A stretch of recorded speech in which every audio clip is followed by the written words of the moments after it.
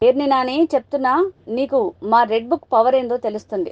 బందర్లో ఉండాలంటే పేరుని గజగజ వణికిపోతున్నావు. నీవు చేసిన పాపాలన్నిటికీ మూల్యం చెల్లించాల్సి ఉంటుంది.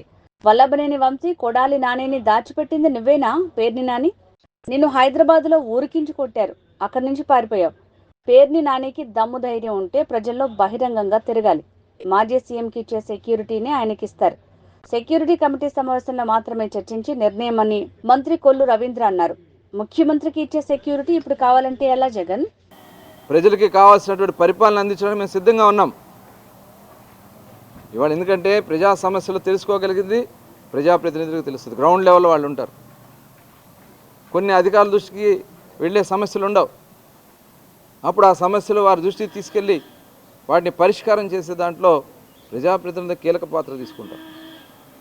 దాన్ని కూడా మీరు వక్రీకరిస్తూ ఉన్నారు. మీకులాగా భయపెట్టి వాళ్ళని,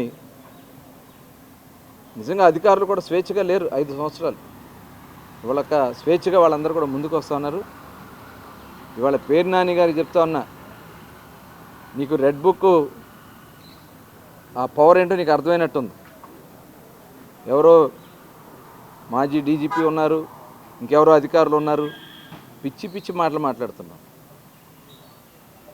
మీరు తప్పు చేయనప్పుడు మీకు ఎందుకు భయం?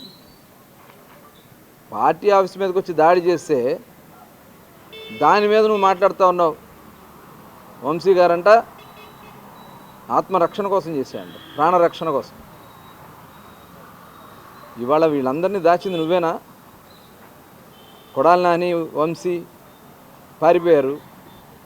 నువ్వేమో బందర్లో ఉన్నానంటే నీకు గజగజ ఉనికిపోతా ఉన్నావు. ఇక్కడికి వచ్చి ఒక ప్రెస్ మీట్ పెడితే అక్కడక్కడ చీకట్లో తిరిగి వెళ్ళిపోవాలని చూస్తూ ఉన్నావు. నీ పాపాలన్నీ కూడా పండుతున్నాయి. ఆల్రెడీ దానికి జరగాల్సినట్టు కార్యక్రమాలు జరుగుతాయి. నీ అక్రమాస్తులు, నీ అక్రమ దోపిడీ, నీ కొడుకుని పెట్టి నువ్వు చేసినటువంటి గంజాయి దందాలు మొత్తం కూడా నడుస్తూ ఉన్నాయి. అన్నీ ఒకటొకటి బయటకు వస్తాయి. ఇవాళ నువ్వేదో వచ్చి పేపర్ ముందు మాట్లాడితేనో, మీడియా ముందు మాట్లాడితేనో జరిగిపోయిందిలే అనుకుంటా ఉన్నామేమో. మొత్తం ప్రతిదానికి కూడా మూల్యం చెల్లించుకుంటారు, దాంట్లో అనుమానం లేదు. ఇవాళ గౌరవ ముఖ్యమంత్రి గారు నిజంగా మీరు చేసినటువంటి పాపాలు చూస్తే అక్రమంగా మా అందరి మీద కేసులు కట్టించారు. మీరందరూ ప్రజలందరూ గమనించారు కాబట్టి మిమ్మల్ని చిత్తుగా ఓడగొట్టారు.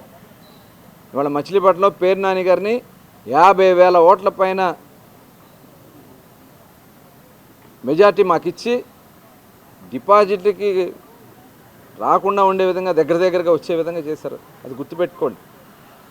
ఇలాంటి తప్పుడు మాటలు మాట్లాడి ప్రజల్ని తప్పుదారి పట్టించాలని, లేదా ఇంకోటేదో పబ్బం గడుపుకోవాలని చూసేమంటే జరగదు. ఒళ్ళు దగ్గరగానే పెట్టుకొని ప్రవర్తించకపోతే ఖచ్చితంగా తీవ్రమైనటువంటి పరిస్థితులు ప్రజల నుంచే వస్తాయి. ప్రజల మధ్యనే తిరగలేనటువంటి పరిస్థితి వస్తుంది. గుర్తుపెట్టుకోవాలని చెప్పి హెచ్చరిస్తాను. అంటే ప్రభుత్వాన్ని ఏదైతే పార్టీలాగా నడపాలని చూస్తున్నారని చెప్తారు. ప్రభుత్వాన్ని పార్టీలాగా నడపాలని చెప్పట్లేదు కదా. ముఖ్యమంత్రి గారు చెప్పింది ఏంటి? ప్రజా సమస్యలు అది ప్రజాప్రతినిధులు తెలుస్తాయి. ప్రజాప్రతినిధులు తీసుకొచ్చినటువంటి సమస్యలు అవి పరిష్కారం అవ్వగలిగినాయి, యాజ్ పర్ లా జరగగలిగినాయి చెప్పారు ముఖ్యమంత్రి గారు. అక్కడేమి డీవియేట్ చేయలే. కరెక్ట్గా చేయగలిగినటువంటి అంశాలు ఉంటే చేయండి అని చెప్పి మాత్రమే చెప్పారు. అది దాన్ని కట్ చేసి వేరే బిట్టు కలిపేసి ఏదో కలిపేసి వాళ్ళకి చేతనైంది అదే కదా. వాడి చేతనైంది అదే. అన్న మాటలు అన్నట్లుగా ఒక ఫేక్ వార్తలు రాసేదానికి ఒక ఫేక్ జగన్.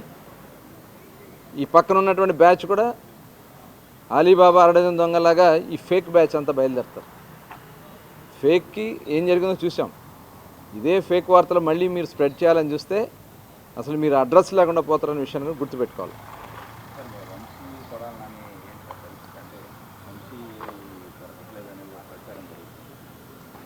అది వాళ్ళకి ఏంటంటే ఎలక్షన్ అయిన రిజల్ట్ వచ్చిన రోజే పారిపోయారు. వాళ్ళు ఒక పక్క కౌంటింగ్ జరుగుతూ ఉంటేనే పారిపోయారు. ఎందుకంటే వాళ్ళు చేసిన పాపాలు వాళ్ళకి తెలుసు. వాటి వల్ల ప్రజల నుంచి ఇప్పుడు ఎవరో రెడ్ బుక్ అవసరంలా.